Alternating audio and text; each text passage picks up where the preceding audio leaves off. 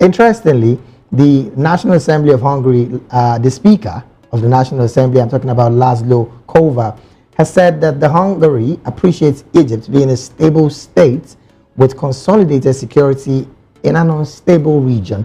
I want to hold you on that statement. Even though they are trying to appreciate the fact that security is well coordinated in Egypt, isn't that statement also laced with some questions about the region, the North African region, where he said is an unstable region? Yeah, you see, David, when you hear a statement like that, do not take it on the surface. There are deeper meaning. This sudden love for Egypt and Morocco and the likes. Morocco, Tunisia, something is happening. And to go with it, IMF and World Bank are now seeing them as possible benefactors of their deadly poison called IMF and World Bank loan. Okay. So when things like this are happening, go and check. They are looking for something. Now, Barrister, you just made an allusion to something that some African nations would really want to question or ask why you said so. You said the loan from IMF and World Bank is a deadly poison. Maybe you need to expatiate to Africans to understand what you mean by that particular line. In fact, if I have my way, seriously speaking, no African nation should collect that loan. Why so? Because those who collected that loan, they are still in a mourning period. They have been dragged into the IMF World Bank dragnet, and they can never come out of it. Mention any of them that survived or succeeded with such loans. It has never happened because of the conditionalities. So when they are going to Egypt and all these places, go and check. They don't want you to develop. David, they don't want you to develop. How many times have they given the Western countries loan? From UK to US to Canada to how many times? Well, Barrister, when you say they don't want you to develop, I mean, one would say that it is the African leaders who goes to these people to ask for these loans. It's not like they're forcing it on you to take. You see, when they give you such loan, the conditions there, can you meet them? You can't meet them. But the leaders who go collecting this money are aware of this condition. No, the condition they give you is not the same condition they give the Western world. Are you not getting it here? Okay. So that's the difference. And because they see you as a weak nation who cannot stand on their own, you know, I have been asking African leaders, go and check how China became what it is today. For 25 years, China closed their door to Western influences, Western products. Completely, they closed their door. There is no name they did not call China. The leaders were adamant. By the time they opened their doors, a new China emerged. Look at China today. World Bank and IMF, if they want to give loan, it will be in 50s and hundreds of billions of dollars to China, as big as it is. China cannot go and collect 3 billion or 5 billion. Where will they put that one? Where will they put that one? That will tell you how bereft of ideas African leaders are. David, are we not blessed by God? Look at the natural resources all over Africa. There is no African nation that doesn't have one thing or the other that can lift them up. But when they give you this loan, they say, okay, if we give you this loan, we are going to mine your mineral resources for 20 years, for 10 years. Just like our crude oil. Are you aware it has been sold up to 2030? Are you aware? Our crude oil. I saw that story. So you can imagine. You can imagine. So whether the thing increase or not, the oil is already gone. Look, I don't want to remember such things to see, because these leaders, I have told you, they are so wicked, they don't think of tomorrow. They have no vision at all. African leaders, they don't have vision. No Western world will trade off their natural resource for a peanut. But that's what this loan is all about. But Barrister, the fact that they are trading off their mineral resources and not practically using those loans to achieving what they said they were going to achieve with those loans, that's on another part, Barrister. Look at it. And that's not the fault of the IMF, don't you think so? Listen very well. When they give you loan for projects, all the technical staff, all the equipment will still come from them, the Western world. So the money is going back to them. It's as simple as that. But we don't have where to couple up this technical know-how. Where is it? Your first class citizens or your first 11 are outside here. Where are they? Up to today, we cannot even refine our own crude. We depend on oil majors. Over 65 years of independence. Barrister, I want to stay with this part of refining crude. There are some illegal refiners in Nigeria. What does it take to really bring those people together to try and possibly see how we can have maybe tiny little modular refineries, just like the guys that they call illegal do have? As long as they don't have a Western input, they are illegal, they are crude, they are archaic, they are not usable. But let one white man come into the business now, yes, it will become authentic. Why is that so, Barrister? That is what's the colonial mentality. We have not come out of it. David, colonial mentality is, in fact, it has become more pronounced now than before. You claim you are in a modern world, Abi? No. African leaders are still backwards. They are not thinking of tomorrow. That is why none of them can do what China did. How can you grow if you continue to borrow things from the Western world? How can you grow if you continuously depend on the Western world?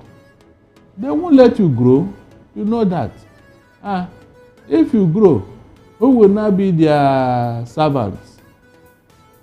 Who will they be mortgaging their future? They won't allow you to grow. Unfortunately, my country is the worst in this kind of attitude.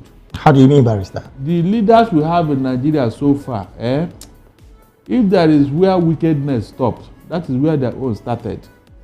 Because if you look at what they are doing, how they fritter away our resources for vainglory, for ego pursuit, for things that are not relevant. Mention any of them that doesn't have account in the Western world where they siphon our money to. Mention any of them. Abacha loot, we are still recovering it up to tomorrow. Just because the man is late. Are you telling me that these ones that are alive, they didn't keep money somewhere, our own money? The former EFCC chairman, Rubadi, he said that over $500 billion of Nigerian money that are stolen are stashed somewhere. In all those, what's it called? All those Western countries. He said it. Now, Barrister, let's talk about plea bargaining on the path of the political elites. Isn't this another way to pamper corruption? Because I hear several times some of the political elites do say, we're fighting corruption and corruption is fighting back. The part of plea bargaining, Barrister, help Africans understand it. Is it supposed to even be something that we're supposed to have as a discussion? Particularly when it comes to a country and a continent that is so underdeveloped like Africa.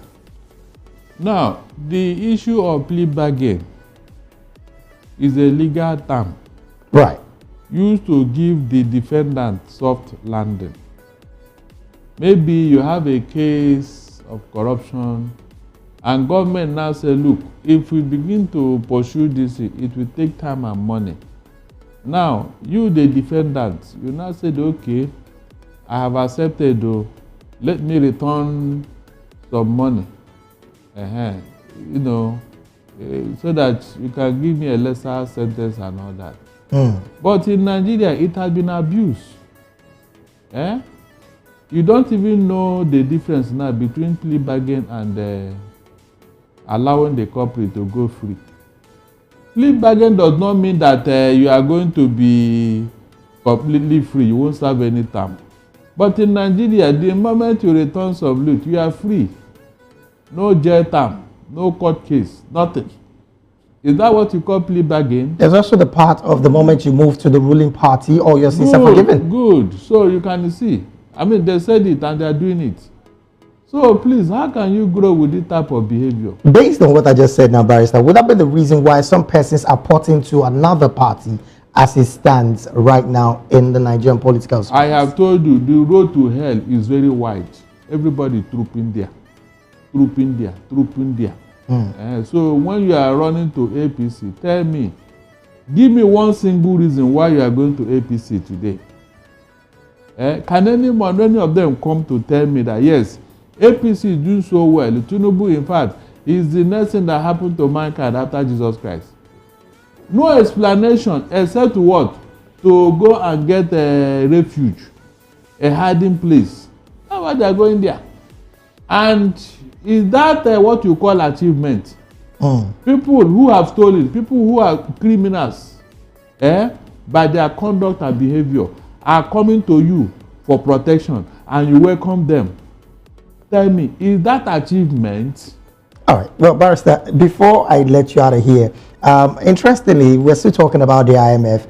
The IMF chief has lauded Ghana's latest reforms. And of course, that is not far-fetched from the fact that the new Ghanaian president is really doing a lot when it comes to macroeconomy and all of that. From your position, Barrister, IMF trying to get into Ghana by all means, and of course, you know how it is. African leaders will consistently go to IMF to look for loans, but the usage of those loans are the questions that is on the lips of every other person. This kind of praise from the IMF chief, what would you allude it to, Barrister? When they are praising you, it is for you to come to them for more loans. I will advise Mahama not to try it. After all, he have achieved a milestone without IMF money. Let him not go there. I am telling you that if African leaders were to be very prudent in managing resources, none of them should go and borrow money. I'm not joking. None of them. They have enough within their territory to lead their country. Okay, look at it. They are praising Ghana, which is laudable, which is obvious. Your own country, Nigeria, what report that you are now becoming the by 2027, you will now have about 50-something more people plunged into hunger. Good. Look at that. And when you compare the resources in Nigeria and that of Ghana, please, which one is more? Natural resources that God has given us, which one is more? Is it not Nigeria? Where are those resources? Where is it going to? Who is managing it? A country like Japan have nothing, no oil. No oil. They just converted the sand into all these electronic gadgets that they are producing. David, what is wrong with us? Are we part of the human race? Year in, year out, you see leaders in Africa who don't have a clue, who don't have a vision. They are just there to chop money, live big, steal all the money, use it to compromise all the institutions, pay off anybody who stand on their way, tell them to do what you want, and you are living big. Exactly what Mobutu Sese Seko did in Zaire and plundered that country. Today, where is he? All the resources is there in Paris, what is it called, France. All of them, all the francophone leaders in Africa that have plundered their resources, go and check. All of them are in France. Why? How many of them have come here to come and keep their loot from their country? My dear, we have a problem. If I were God, I would just gather all of them and put them in one zoo. Oh well, Barrister, we're still talking Ghana, really. Interestingly, there's been a major restoration of macroeconomic stability despite challenging conditions in Ghana presently. And a lot of questions have been raised about how much of a short time these have been achieved. Now let's just oppose it with Africa, Barrister. Macroeconomic stability in Nigeria is even struggling because there is no consistent power supply. But of course, the president has said that the Minister of Power, I'm talking about Adelabu, has done well for him in the shortest of time. Looking at these statements, Barrister, how much can we do to get our macroeconomy very stable in Nigeria and, of course, translating it to some parts of Africa? It's not possible. When you have a clueless leader, don't expect good result. It can never happen. It's like trying to give what you don't have. How will you do that? President Tinubu is praising Adelabu because of the money the man is extorting from us. Thank God that extortion has gotten to Aso Rock. That's why they are running now to solar power. Yes, the extortion have reached them. They said they can no longer pay NEPA bill. That's why they are going for solar. But these people did not consider the common man, the citizens of Nigeria, and what they are going through. He didn't. You can see. So it's not enough to say you are doing okay. Let us see results. Tangible results. We are still struggling with 5,000 megawatts to 5,000. Barrister, the president did say increase the tax nest in his one of his campaign speech. Increase the tax nest, let it be wider, let the purchasing power be reduced. Now, these statements seem to be quite significant in almost every part of the economy, and I'm going to stay with the power sector. Adelabu did churn out a revenue that was quite huge for the president to have applauded him. Exactly. But as it stands, Barrister, the power supply itself is not visible to Nigerians. I mean, if it was visible, just like you did mention, the Aso Rock itself would not be looking to go having to get into solar, which of course they attributed to the U.S. State House. But let's look at it holistically. Economically, how much of these constant power is going to help Nigeria's macroeconomy become stable if it is done right? No country can develop without power. Forget it. No country can develop without constant electricity supply. I'm sure everybody, even the most foolish person, knows that. But in Nigeria, they want to bring water out of stone, which is not possible. You hear this guy, the minister say, go and check. These are ministers that have succeeded in taxing people, taxing life out of the people. The more they tax you and collect money, the more they are being praised by Tinubu. The question is, where is the result of this tax? I have told you here that Tinubu have made more money than any other president since the creation of Nigeria. The money he has made within this period, from all these 30s, all this floating of the naira, all the fuel subsidy removal, no other president have enjoyed it. The question now is, where is the money? Where is the impact of that money on the life of a Nigerian? They are keeping it for what? For profligacy. They are keeping it for their own selfish interest, nothing else. All the ministers, tell me one that is a star performer here, that you can say, yes, this one, he's doing something somewhere. I mean, one of them that doesn't have any baggage. So the Nigerian states, they celebrate you when you are more corrupt.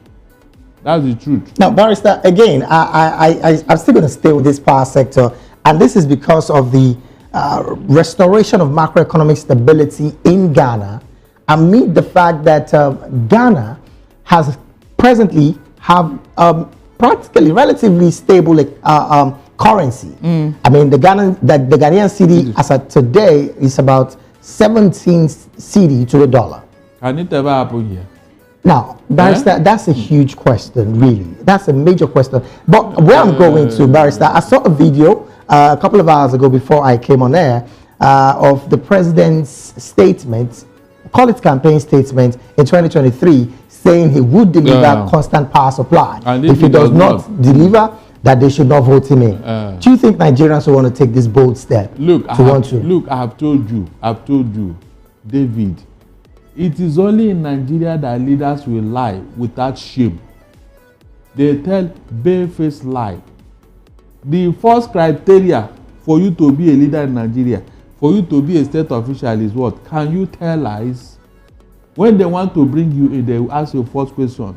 Do you have the capacity and capability to tell lies to Nigeria? You say yes, they say, come in. Come in, you're a good boy, come in. The badder you are, the more you are accepted in APC. Did you hear me? Don't go and start looking for that word in the dictionary. It's my own. The badder you are, the more you are accepted. Go and check around. Mention one person that you can call a decent human being in this administration. Somebody you can hold up and say, yes, this one, in fact, he is a star performer. Mention. Is it not live from right, left, and center? From Minister of Finance to CBN governor. What lie did they not tell us? That very soon, the Naira will stabilize. The Naira will become 500 Naira to $1. 2 years down the line, where are we today? David, where are we today? I heard what these people told us. We're 30,000, 8,500, 600 thereabouts. So you can imagine. Is that not lie? What Tinubu promised you, is it not lie? The one that pays me most is the fuel subsidy that this man used to deceive everybody. Some people say he has a lion heart. All the things that other presidents could not do, he has done it. Not knowing that it's pure deceit. From the back door now, he's paying subsidy. The same thing he told us I removed though. From the back door. No accountability. No checks and balances. This man just spend money on his own. Because the National Assembly is no longer there. Right. I was going to go there, Barrister. With the National Assembly not serving her function as it were, the part of judiciary is also there. Would the ordinary citizen run to the judiciary and hope to get very, very clear justice to all of these lies like you alleged some few seconds ago? Which judiciary? Oh my God. David, sir, please quote me. Nigerian state is now in the pocket and in the hands of one man. And who can that man be, Barrister? Who decide what will happen, either in the judiciary, in the legislature, in all the ministries, even governors, both opposition and ruling party governors. He is now in control of all of them. You can see it. That's why you don't have a reliable and stable opposition. And tell me what he is against these people. Money. Get 1 or 2 hungry persons, pay them money, go and put them there to destabilize the opposition, to destabilize things, to do his bidding. Is that democracy? No, hold on. Is that democracy? Look, this thing will implode if we are not careful. We have seen it where dictatorship holds sway. What happened at the end of the day? No, because absolute power corrupts absolutely. Now, Barrister, one thing jumped at me when you were talking a couple of seconds ago. The person of Peter Obi did say that the present political elites in Nigeria give as meager as 20,000 naira to some young Nigerians to put out misinformation on social media. Of course, of course. The question that comes to mind is how much of weaponizing poverty have our political leaders done to the young Nigerians? That is the same youth they told you they want to lift up their life. Did you see what I was telling you here when he said Tinubu Academy? The same youth that you have already destroyed their future by your own shenanigans. Who are paying this youth to be doing what? Is it not somebody? If you don't have money, will you have the one to go and use and bribe somebody to do your bidding? Of course, because they are hungry, they will accept the money and do your bidding. Is that not true? And so, 10, 15 years down the line, when this country have gotten to a point of no return, the same people will turn around and be blaming everybody. How did it happen? Who did this to Nigeria? Why did Nigeria come to this? Is this democracy? Barrister, the president's spokespersons did say that they inherited a terrible government. Please, let nobody say that. Let nobody say this is an argument of a lazy man. This is an argument of a psychopath who don't know what to do. They inherited it from who? Is it not APC that handed over to APC? Tell me. Okay, the man that crumbled the economy, what are they saying to him? Have they recovered the money he took away?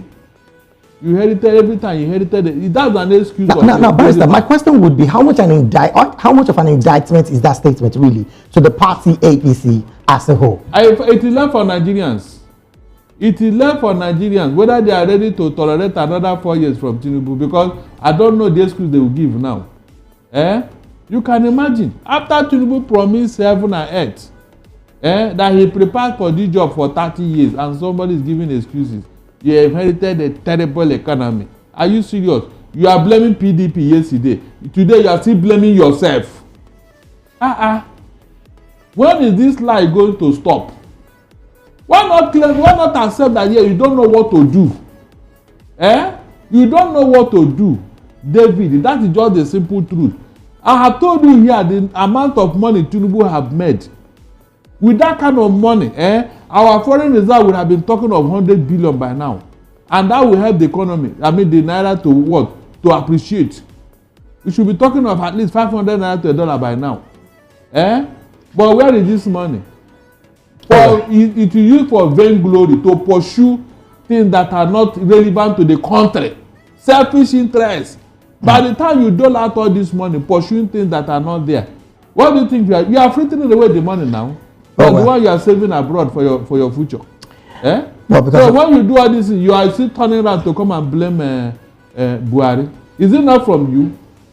Is Buhari not an APC person? A huge question there. So because of our time, really, we have to just listen to that scrap.